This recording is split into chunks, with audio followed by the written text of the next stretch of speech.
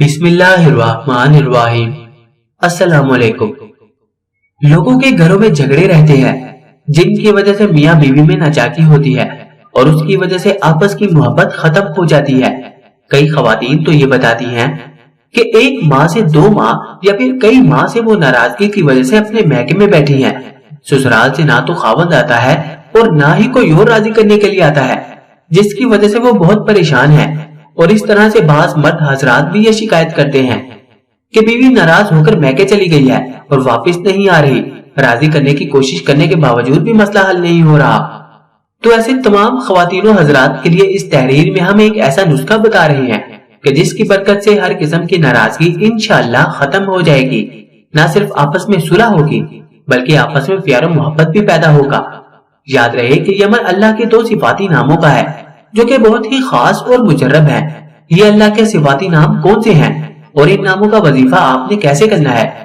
یاد رہے کہ آج ہمارے گھروں میں جتنے بھی جھگڑے ہیں، پریشانیاں ہیں اور فتنے ہیں، سب دین سے دوری کی وجہ سے ہیں۔ اگر ہم اپنی زندگی کو اسلامی تعلیمات اور آپ صلی اللہ علیہ وسلم کی پیروی میں بسر کرنا شروع کر دیں تو ہمارے گھروں سے تمام جھگڑے اور فتنے ختم ہو جائیں گے اور ہمارا گھر امن و آشتی کا گہوارہ بن جائے، کیونکہ اسلام ہمیں پیار و محبت، صبر و برداشت اور حسن اخلاق کا درس دیتا ہے۔ اپنی زندگی میں دین اور اسلامی تعلیمات لائیں، ان پر عمل کریں، دنیا کی زندگی بھی جنت نظیر بن جائے گی اور آخرت بھی چمکدار۔ ہمارا دین ہمیں پیار، محبت، ایثار، برداشت، صلہ رحمی اور حسن سلوک کا درس دیتا ہے۔ اگر ہم اپنے پیارے آقا صلی اللہ علیہ وسلم کی زندگی اور آپ علیہ السلام کی سیرت کو دیکھیں اور اس کی پیروی کریں تو جو جھگڑے اور لڑائیاں ہمارے گھروں میں چلتے ہیں وہ کبھی نہ ہو۔ لیکن جب دین سے دوری ہوگی، اسلامی تعلیمات کا پتہ نہیں ہوگا تو پھر دلوں میں حسد، کینہ اور بغض جیسی بیماریاں پیدا ہوں گی۔ ایک رشتہ دوسرے رشتے کو برداشت نہیں کرے گا، ساس بہو کے جھگڑے ہوں گے، بھابی نند کے جھگڑے ہوں گے، میاں بیوی کے جھگڑے ہوں گے۔ اس لیے ضروری ہے کہ آج ہی سے ہر شخص اس بات کا تہیہ کرے کہ اپنی زندگی کو دینی تعلیمات سے آراستہ کرے گا۔ نہ صرف دینی تعلیمات سیکھی جائیں بلکہ ان پر عمل بھی کیا جائے۔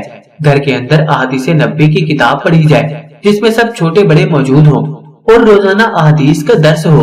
روزانہ آپ علیہ السلام کی سیرت سے 1 یا 2 اوراق پڑھے جائیں، پھر دیکھیں کہ اس درس کی برکت سے کس طرح سے گھر کا ماحول بدلتا ہے۔ اس کے ساتھ نماز کی پابندی، تلاوت کی پابندی، ذکر و اذکار کی پابندی اور صدقات کا اہتمام کرنا ایسے اعمال ہیں کہ جن کے بارے میں مسلمان کو تاکید کرنے کی ضرورت نہیں ہے، لیکن افسوس سے کہنا پڑتا ہے کہ آج ہمارے گھروں میں ان اعمال کی پابندی نہیں کی جا رہی اور گھروں میں پریشانیوں کی بڑی وجہ یہی ہے کہ جب تک ہمارے بزرگ ان اعمال کی پابندی کرتے تھے ان کی زندگیاں پرسکون تھیں، لیکن آج ہم نے نماز تلاوت کو چھوڑ دیا ہے جس کی وجہ سے ہر طرح کی پریشانی میں مبتلا ہیں۔ یاد رہے کہ وظائف بھی اس وقت فائدہ دیتے ہیں جب نماز کی مکمل پابندی ہو۔ اگر کوئی کہے کہ فرائض کی پرواہ کیے بغیر وظائف کرنے سے فائدہ ہو تو یہ ناممکن ہے۔ اس کے لیے وظیفے سے پہلے مذکورہ اعمال کی پابندی کا اہتمام بھی کریں۔ وظیفے کا طریقہ: یہ وظیفہ عشاء کی نماز کے بعد کرنا ہے۔ 100 دانوں والی تسبیح لے لینی ہے اور اللہ کے ان 2 ناموں یا حنان یا حلیم کو 100 مرتبہ پڑھنا ہے۔ یاد رہے کہ دونوں ناموں کو آپ نے اکٹھا پڑھنا ہوگا، انشاءاللہ بہت زیادہ فوائد حاصل ہوں گے۔ اول و آخر تاک عداد میں درود پاک لازمی پڑھیں۔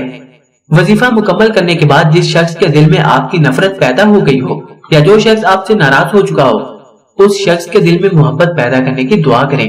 اللہ سے آپس کی محبت اور صلح کی دعا کریں اور اس عمل کو 11 یا پھر 21 دن تک جاری رکھیں۔ انشاءاللہ اللہ کے فضل سے بہت جلد صلح ہو جائے گی۔ اللہ ہم سب کا حامی و ناصر ہو، آمین۔